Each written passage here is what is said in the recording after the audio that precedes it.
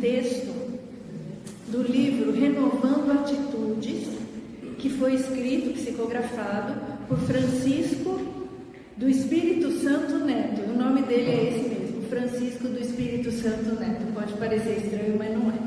Tá? Chama-se Renovando Atitude, o capítulo é o capítulo 7.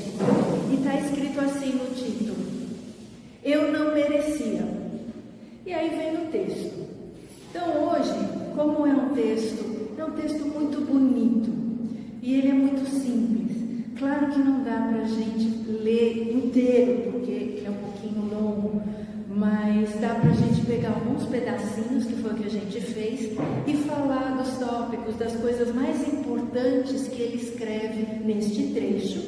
E este trecho, esse texto, é baseado no Evangelho segundo o Espiritismo. A gente já vai ver.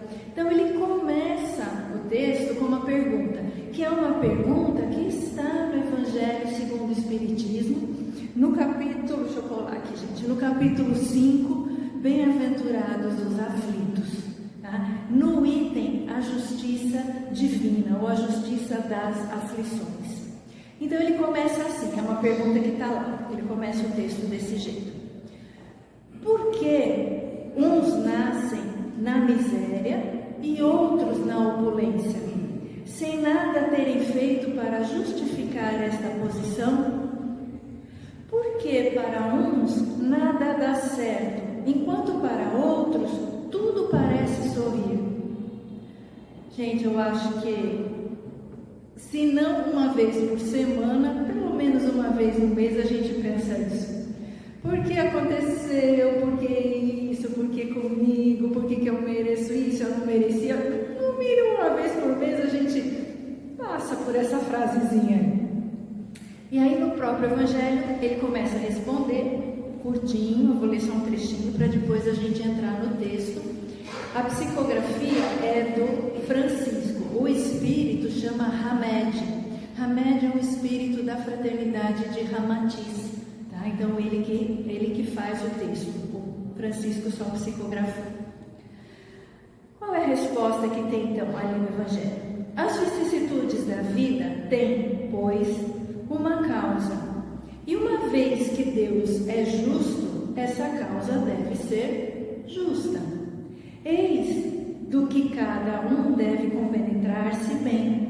O que ele quer dizer? A justiça divina. Nada acontece por acaso, nada é por acaso, nada. E a gente sabe disso porque lá no livro dos Espíritos, lá nas leis morais, uma das últimas leis está escrito assim, o título da lei: Justiça, Amor e Caridade. É a mesma lei. Enquanto as outras leis que estão lá, da evolução, da liberdade, algumas outras, têm um título único. Esta é a única que são 3 títulos que nomeiam essa lei: Justiça, Amor e Caridade. Então não dá para a gente achar que Deus é injusto. Não dá para achar que a vida é injusta com a gente. Porque a vida é Deus. E quando você fala que a vida for injusta com a gente, ou com você, ou com alguém, está dizendo que Deus foi injusto. E Deus é justiça, amor e caridade. E as leis são dele. Ele não vai burlar nenhuma lei que ele criou. É dele. Não vai mudar. As leis existem, estão aí. Então Hamed, ele começa a ditar. A gente vai ler alguns trechinhos para falar sobre eles. A tendência em acusar a vida, as pessoas, a sociedade de não ser justa, o mundo de não ser justo, enfim, é tão antiga quanto o gênero humano. E muitos de nós crescemos aprendendo a raciocinar assim, censurando todos e tudo à nossa volta, nunca examinando o nosso próprio comportamento, que é, na verdade, o que decide a vida em nós e fora de nós. Isso é um parágrafo de todo o texto. Aqui já tem um monte de coisa, né, gente? Então, que a gente vai resumir. Então, quando a gente falam, por que comigo? Porque eu não merecia. Ou fulano causou isso, ciclano fez não sei o quê, o meu chefe foi que causou o problema, a rua estava fechada, a prefeitura que fechou a rua no dia que não era para fechar. Enfim, tudo está sendo colocado fora de nós, no ambiente. Mas a gente olha a nossa parte. Qual é a nossa parte? A gente esquece de olhar para nós. Aí vocês vão falar assim, mas como assim a prefeitura tem a ver comigo? A prefeitura, em termos, não tem a ver com você. Mas se você passou por ali, está atrasado para chegar no trabalho, você vai xingar quem? A prefeitura que impediu o seu trânsito e você tem que dar a volta enorme para chegar lá. E vai atrasar. A culpa é da prefeitura? Não. Em parte sim, mas em parte é nossa, porque a gente precisa o quê? Sair com uma certa antecedência, porque a gente sabe que trânsito, a gente usa o trânsito porque é comum, né? Tem imprevistos em tudo quanto é lugar. Sempre tem uma rua que impede, a outra que virou contramão que você não sabia, e tem algum acidente, e você não tem como prever isso, mas você pode prever você. Então a gente costuma falar que quando a gente tem algum problema, uma dificuldade, algo que a gente acha que não é justo, uma parcela pode pertencer ao outro, mas tem uma parcela que pertence a nós. A gente costuma falar que o mínimo é 50% para cada um. Caso, às vezes, pode acontecer 60% para um, 40% para o outro, 70% para um, 30% para o outro. Mas mesmo que você tenha uma parcela de 20%, 30%, você olha para a sua parcela, porque nada acontece por acaso. Então, se estava ruim o trânsito, se deu algum problema na família, se perdeu alguma coisa financeira, tudo está ligado. Uma parcela é nossa. Pode ser uma parcela menor, mas a gente tem uma parcela. A gente não vai conseguir mudar a parcela da prefeitura, porque não dá. Você não vai lá na prefeitura reclamar para ela tirar as coisas da rua, que você precisa passar. Não dá.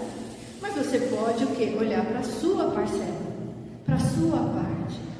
E esta parte é o ensinamento da vida.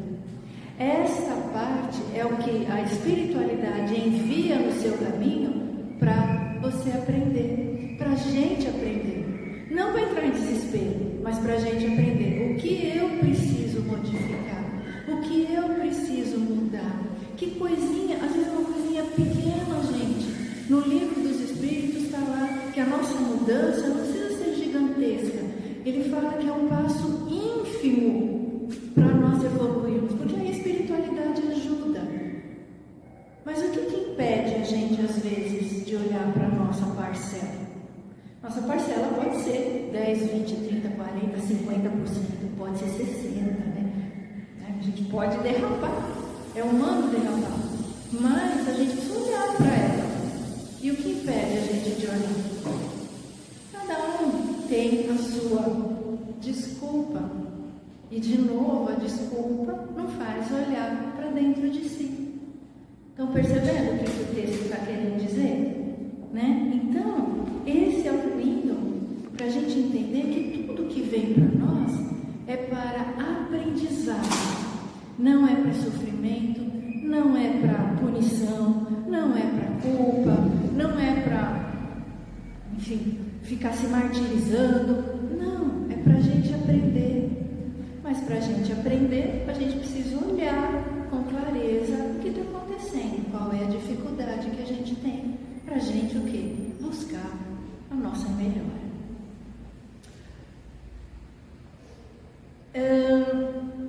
Logo no começo, quando as pessoas, nós, jogamos a responsabilidade, a culpa, fora de nós, a gente, vou usar um termo assim, mete a boca no outro, né? Fala mal do vizinho, e não olha, né? Dá fulano, ciclano. Quando a gente está fazendo isso, está jogando para fora. Quando está jogando para fora, você se torna uma vítima. Porque é como se você quisesse ser a vítima da situação que está ao redor. Eu sou a vítima, o outro fez. E vamos ver a definição de vitimismo, que é do que se trata um pouco esse texto. Vitimismo é um comportamento em que a pessoa se coloca constantemente na na posição de vítima, mesmo em situações em que não há injustiça ou opressão. Sabe o que me faz lembrar, gente? Vocês vão lembrar. Tem os mais novinhos que não, mas tem os mais antiguinhos que vão lembrar de um desenho que era o Lip Hard. Ó vida, ó azar, ó não sei o que era o hard, né? Os mais novos não vão lembrar, mas a gente lembra do quanto o hard era o coitado. Ele era sempre o coitado. Então, a gente tem nele um exemplo do que é sempre estar sendo vítima do Lip, né? Que ele fazia essa cena. Tá? Então, existem vários motivos para alguém utilizar essa condição de se transformar em vítima. Vários. A gente não vai entrar em detalhes aqui, tá? Das condições que levam, dos porquês, porque existem muitos. Então, não vale a pena a gente ficar elencando. Mas a gente lembra que são pessoas que lamentam pela vida, que lamentam o tempo todo, que as coisas nunca estão boas, que reclamam o tempo todo, que tudo é um problema fora, que é o outro que fez, é a sociedade que fez, é o vizinho que fez, é os parentes que fizeram, enfim. E a gente está chegando no Natal. E Natal, né? Junta a familiarada toda para fazer a festa de Natal. Quando está todo mundo bem, né? Porque é um problema a festa de Natal, às vezes saem umas discussõezinhas. Então é bom a gente lembrar que numa festa de união, que é o Natal, para a gente tentar chegar lá um pouquinho melhor, né? Que esse texto é o que está falando para a gente se melhorar. Muito bem, ele continua. Então diz assim: as pessoas que acreditam ser vítimas da fatalidade continuam a apontar o mundo exterior como culpado dos seus infortúnios.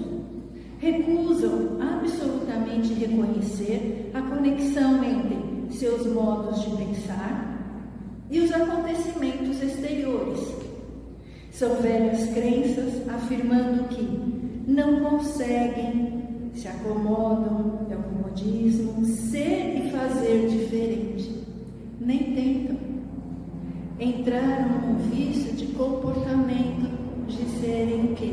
Desafortunados, de serem vítimas e continuam nesta situação, mantendo pelo comodismo de mudar.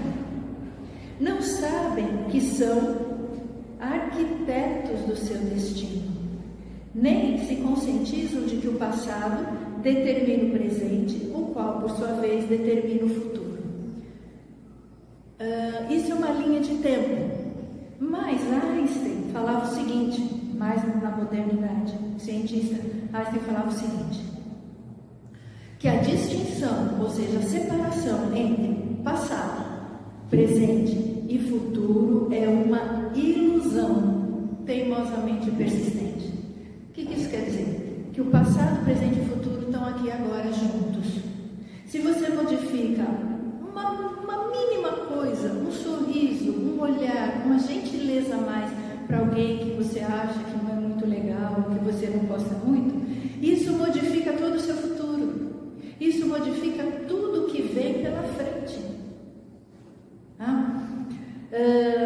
Tem uma historinha que é do Chico Xavier. Vou contar curtinha, tá? Porque o nosso tempo é curtinho, então vou contar curtinho. Vocês sabem que o Chico tinha um cachorro, ele gostava muito do cachorro, né? Que ele cuidava.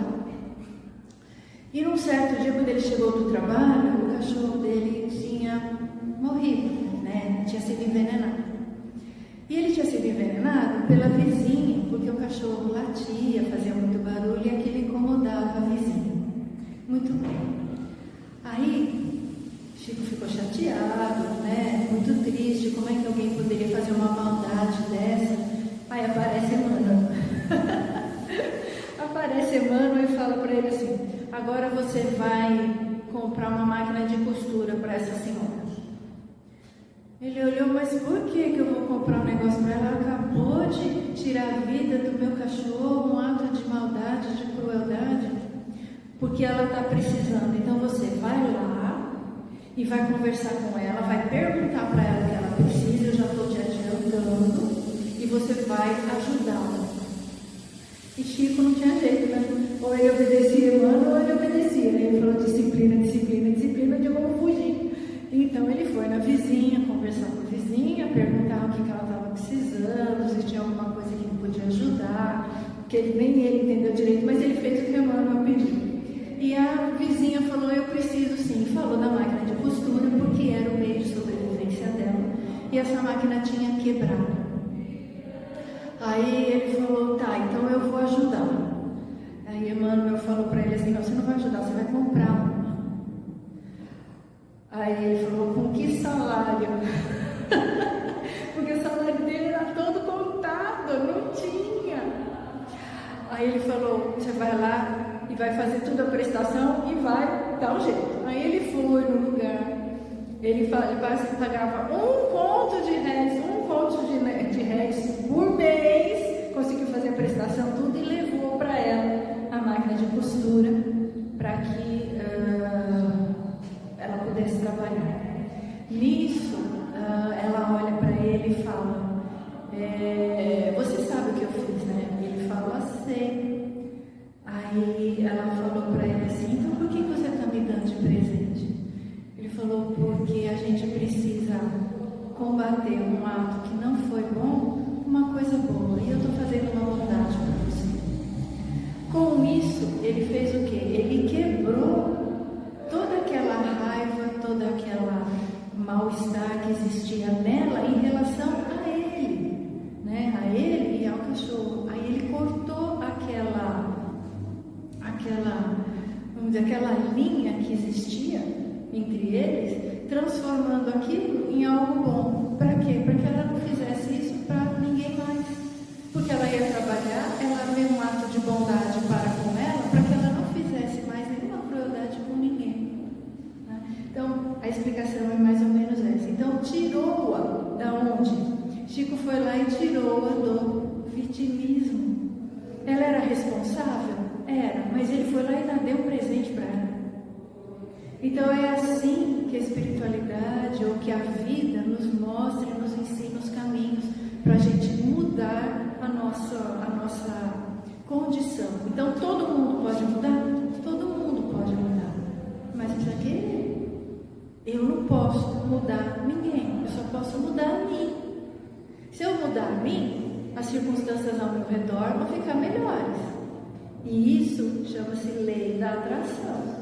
A gente vai ver que se der tempo eu leio um trechinho para vocês. Na lei da atração é assim: aquilo que você vibra dentro, você atrai fora. Então, Emmanuel nos diz que a nossa vida é espelho de nós mesmos. Se a nossa vida é um espelho de nós mesmos, é só olhar o que está acontecendo na nossa vida e ver o que eu preciso mudar. Não está bom. Não está bom fora, não está bom dentro. Eu preciso mudar alguma coisa, melhorar alguma coisa dentro para melhorar fora. É simples assim, a vida não é complicada. Ela é simples. Só que a gente precisa olhar. O que a gente faz é que a gente não olha. A gente não quer olhar. Mas ela não é complicada. Ela mostra para nós o que está dentro de nós, para a gente melhorar. Só para isso, não é para sentir culpa, não é para ficar com raiva, não é punição, não é injustiça, nada disso. É para ensinar a gente a ser melhor. Continuando lá. São os nossos comportamentos interiores que modificam o comportamento dos outros para conosco. Vou ler de novo. Está lá o que está escrito no livro. São os nossos comportamentos interiores que modificam o comportamento dos outros para conosco. Se somos, pois, constantemente maltratados, é porque estamos constantemente nos maltratando ou maltratando alguém. Acabei de dar o exemplo do Chico, como é que ele cortou isso. Ninguém pode fazer-nos agir ou sentir de determinada maneira sem a nossa permissão. Então, o jeito que a gente se trata é o jeito que quem está fora trata a gente. Se você não se trata bem, se você se judia, se maltrata, não descansa, fica o tempo todo trabalhando, ou então esgotado, porque tem que fazer isso, tem que fazer aquilo, tem que fazer não sei o quê, põe 1000 coisas na sua vida e acaba não dando conta, porque a nossa vida é corrida, né? A gente tem muitos afazeres. E isso acaba o quê? Te maltratando. E aí você abre um espaço para que a lei da atração traga pessoas que não vão tratar você muito bem. Simples assim. Se a gente trata a gente bem, se a gente come adequadamente, se a gente toma água, se a gente se cuida, né, faz a higiene pessoal, tem as horas de descanso, tem um pouquinho de lazer, né, cria esta hora de lazer, você vai ver que tudo ao redor flui, tudo ao redor dá certo. E às vezes a gente chama isso de milagre. Nossa, parece que tudo está encaixando, está dando tudo certo. E a gente acha que isso acontece com as outras pessoas. Acontece, porque a vibração delas é boa. O que é uma vibração boa? Ter paz dentro de si, alegria, ter felicidade, ter gratidão. Isso é o que a gente deveria ter dentro de nós todos os dias, buscar isso todos os dias. Aí vocês vão falar assim, é muito difícil fazer isso. Então faz um pouquinho.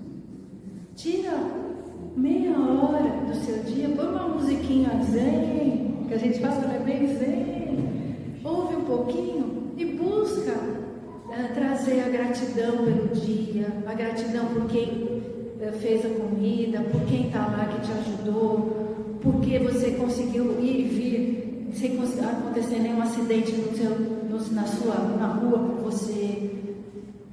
Busque a gratidão, busque essa paz interior. Eu garanto, e não sou eu que garanto, é Hamed que está garantindo, que ele escreveu isso aqui, que vai melhorar em volta. Melhore muito, muito. Mas depende de cada um. A gente que tem que fazer. Esse pequeno trabalhinho é nosso. Você pode começar com 5 minutos por dia, gente, não tem problema. Faz 5, depois 10, depois 15. Aí é tão bom que você vai falar assim, eu queria mais tempo para fazer, mas não dá. Tudo bem, depois amanhã eu faço mais um pouco. E vai cuidando de você, melhorando você dentro, harmonizando você dentro. Esse é o nosso trabalho, é por isso que a gente vem aqui, por isso que a gente reencarna, para se melhorar. E aí, finalizando o texto, cortando, né, gente? Finalizando o texto, ele diz o seguinte, eu vou ler o final do texto para vocês, que é bem legal sim. Portanto, precisamos assumir o comando da nossa vida e sair do posicionamento de criaturas mimadas e frágeis que reclamam e se colocam como vítimas do destino. Admitir e aceitar a real responsabilidade por nossos atos e atitudes. Em vez de atribuirmos aos outros e ao mundo nossas derrotas e fracassos, lembremos-nos de que as vicissitudes da vida têm, pois, uma causa. E uma vez que Deus é justo, essa causa deve ser justa. Né? Então não adianta culpar Deus pela situação que acontece.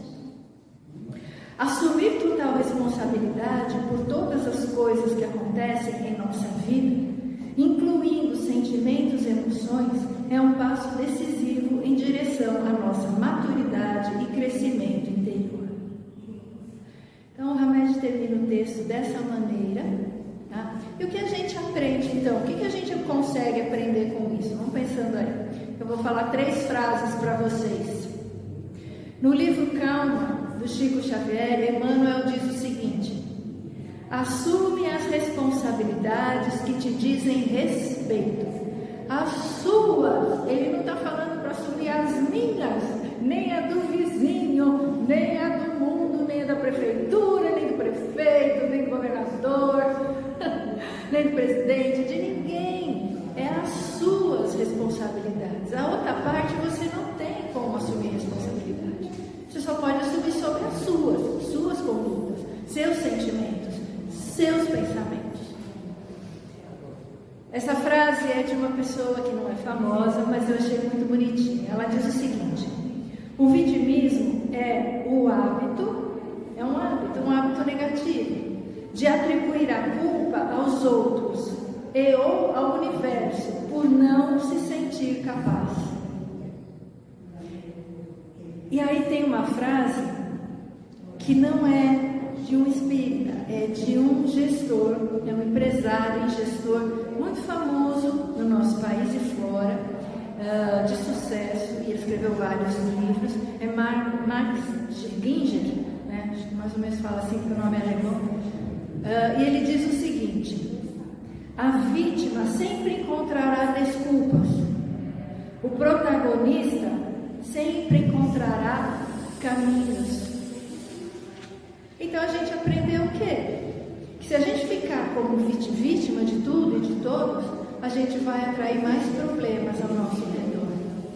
Se a gente assumir as nossas responsabilidades, melhorar um pouquinho por dia ou um pouquinho olhar o que a gente pode melhorar e nos esforçarmos para isso, o que a gente vai atrair? Felicidade, paz, harmonia, bem-estar e o que às vezes a gente chama, entre aspas, de milagre, porque tudo vai fluir. Tudo flui na direção do bem. Depende de nós. Então, gente, a gente termina por aqui. E nós vamos, então, fazendo a nossa